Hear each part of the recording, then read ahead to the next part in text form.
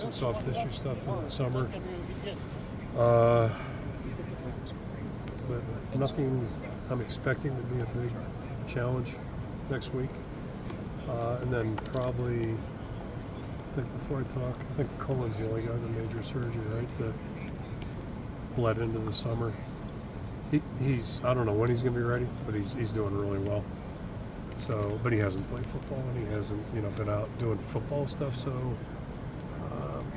and he hasn't been cleared. So he's got to get cleared and he's got to get confidence and all that. But the good news is some guys are fast healers, some aren't. He's on the fast healer list. Kirk, regarding the quarterback situation, you said Cade is your presumed number one. Yep. I guess, how are you approaching that going into camp? Are you telling Brendan or not just Brendan, but both of them it's a competition? And then, what was that conversation like with Brendan and Cade when you brought him in? Yeah, I didn't even have a conversation with Cade. And I shouldn't assume things, but I am assuming things. I don't think Cade's worried. I think he's worried about getting healthy and playing. The difference is of the three guys that we're looking at, Cade's got an impressive resume. He's done it successfully, and directed his team to wins, which is what the quarterback's supposed to do. At least that's his number one challenge. So I don't think he's looking in the rearview mirror. I think he's just looking straight ahead, and I'd encourage all three guys to do that. The challenge for Cade is to be healthy, which again, this is not 1982, so there's no reason to think he won't be. And then he's got to get back in the swing of things. He's missed significant time, but that's easier if you've played well. So getting him back to where he can play is going to be priority one. Brendan's got a lot to learn. He's the newest of the group. You could say that about Marco and Cade. Back in February, it was all new to both those guys, all of us. So, but he's been around, and I expect him to be a better player than he was last time we saw him. And then anxious to see how Brendan fits in. But it's a good room. All three of those guys are great guys, and they're competitive guys, and they're all going to compete, and that's good for our football team, and it's going to be that way to every position. They'll all hear that from me next Tuesday night. There's no incumbents. There's no incumbents. Just talking to some of the opposing players, they all point out the pink lockers, that they're still there. They're still there. I want to go on record. We have one of the nicest visiting locker rooms. I wish all the visiting locker rooms are that nice. We have nice locker rooms. I don't know how many showers we have that work. But that ought to be a league rule that you ought to have at least one shower that has full throttle. But that's pipe dream. So nobody should complain. We got one of the nicest. It's very spacious. Kirk, is Aiden Hall still with you guys? No, Aiden has decided he's not going to play anymore. Okay. So hopefully he's going to stay in school. I think he's still trying to figure that out. Okay. Any other players that you see stepping away? Not that I'm aware of. Not that I'm aware of. And don't anticipate, but we'll see. On the depth chart today, a couple things stood out. Mm-hmm. Bo Stevens is the number one left guard. Do you feel like he's the front runner at this point there? We'll see. I said earlier, we had, in my mind, we might have 7 guys that are capable of starting, which would be great. I hope that's a true statement 3 weeks from now, 4 weeks from now. And then next thing is, what are the best pieces and where do they fit best? And, Nick's obviously a swing guy. He has started to tackle and guard. This spring he worked exclusively tackle because, we had dunk out. So I think we got some flexibility, and we'd like to try to figure that out as soon as possible. But, the good news is I think we've got some flexibility, and, we'll just figure out who's playing the best and get them in there. But, I wouldn't want to handicap it right now. Yeah, top of the depth chart at receiver, too, is interesting because you have Bowie, who's never played before, and then Seth Anderson, who's been hurt a lot. He's been hurt, yeah. So, is that a reflection of concern at receiver, or is that like, I really like these guys? I actually have a good feeling about the room right now, but it's got to play. I think Jared's going to be a really good player for us, but we don't have a lot of production in that room. That's obvious. So, but the opportunity is there for him. Hopefully, we can protect the quarterback and we deliver the ball. And those guys have to get open and make catches and tough catches. But I think we've got probably a group of 6, 7, 8 guys. I wouldn't want to predict who's going to do what, but it's going to be interesting to see what they do. How they emerge, who doesn't, and who does emerge. And the good news is we've moved the ball and scored without having an NFL receiver. And if we can develop an NFL receiver, that'd be great. But it's not requisite to being successful. I'll go back to 02. I don't know how many NFL guys we had then, but so it's a matter of just putting the pieces together and everybody doing their jobs. But I like the way the guys have worked. I like the progress we saw in the spring. But that being said, we got a long way to go.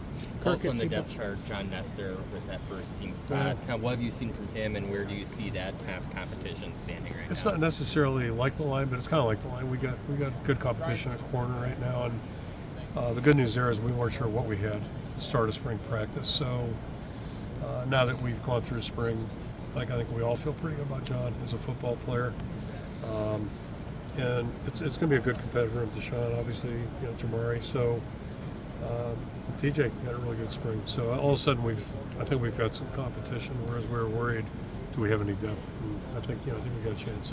Kirk, everybody starts out, you've got to win your division in order to get where you want to be. Right. And Used to be that way. Yeah. But stylistically, the Big Ten West had it was a line of scrimmage, very physical, because you had to beat you or Wisconsin. That was kind of the hallmark. That's no longer the case because it's an 18-team division, basically.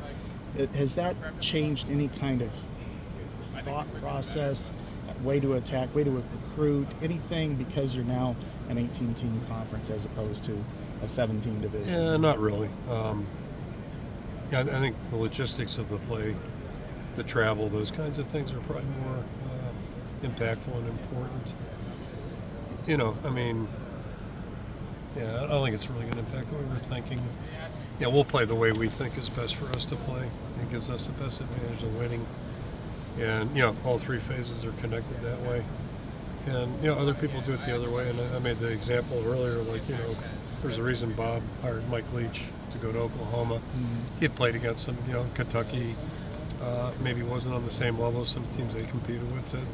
That was a way for them to get to that level, and Bob felt like it was going to be best for his program at Oklahoma. And, that's a good offensive system. It's certainly worked well at Texas Tech for Coach Leach, and who I think is one of the best coaches of the last 20-some years. But, I guess my point there is it depends on where you're at and what can work for you and, what you have access to. So, I don't think it's more about the execution, having players that can do what you hope to do. Thoughts on your depth on the defensive line right now? Yeah, it's a key focus going into preseason here, and on both lines, really interested to see what are the guys that we don't know. We know who has starting experience and who's capable. How about the guys that we don't know about? So that's going to be a really big interest area, I think, for all of us as we go through August. Who are going to be those guys on the defensive line that are going to, we've been able to play 7, 8 guys at times, and we can't do that right as I stand here right now. Same thing on offense. I mentioned we might have 7 guys that could start. After that, I'm not sure who's who and what's what, so we got to find that out. Saw a lot of encouraging things, but we got to bridge that gap fast.